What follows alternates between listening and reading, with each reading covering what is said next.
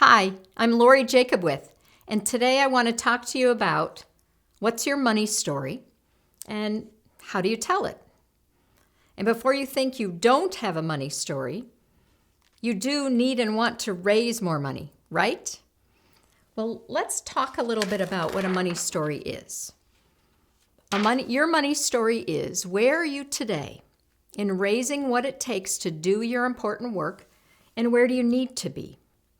So this isn't usually a budget number because there's not a growth amount usually built in to a budget number. This is what it really takes, the visionary number. There's a gap between here and here. And at the beginning of your fiscal year or calendar year, it's a lot bigger gap. It might be your whole entire annual budget. And as we go through the year, it hopefully shrinks. Most organizations come to me to find out how to raise more money. I tell them this is the thing that can help them, and that is to talk about money so people know how to help them. The reality is, the more you talk about money, the more money you'll raise. So let me give you an example.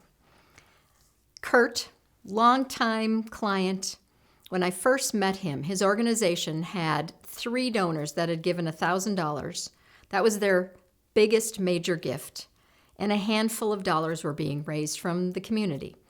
Today, they raise $2 million a year from the community. Fast forward a number of years. What Kurt and I talked about 15 or so years ago when we first started working together is there's no way the community knows what there is to do unless he shares it. And when he shares it, his board shares it. And then his staff shares it. So that gap of where he is today and where he has to be, he knows to the penny, actually. And what he does is he'll do it kind of like this. He'll have a meeting with someone, maybe a donor, maybe a community leader, and say, we are focused on closing that gap that we have of $2 million this year. And we're at $1.709, $362.48. He'll know to the penny. But let me make this real for you. Let me tell you about Tony. He's in our after-school program, our Lighthouse program. And Tony came to us and he didn't know how to read. He has dyslexia. And the other day he was pulling on my pants leg saying, Mr. Kurt, I want to show you I can read. So I sat down on the floor with him and he read a book to me. That program takes $17 per child per week. And the gap we have in that program is about $32,000. When Kurt shares that story, and it's different amounts throughout the year, he gets checks in the mail for $32,000. Or there was the day he took a couple out to lunch and talked about their veterans program, and that it would take about $250,000 to help someone like Theodore, who had been a vet and homeless and is now going to live in that facility when it's finished. He got a check for $250,000 about a week later. Now, I'm not saying don't ask, right? But I want to make sure you know that there are some specific things to do when you're sharing your money story to have it cause people to take action, to give more. So first, make it about a person. Have it be about a people. Have it be a people story.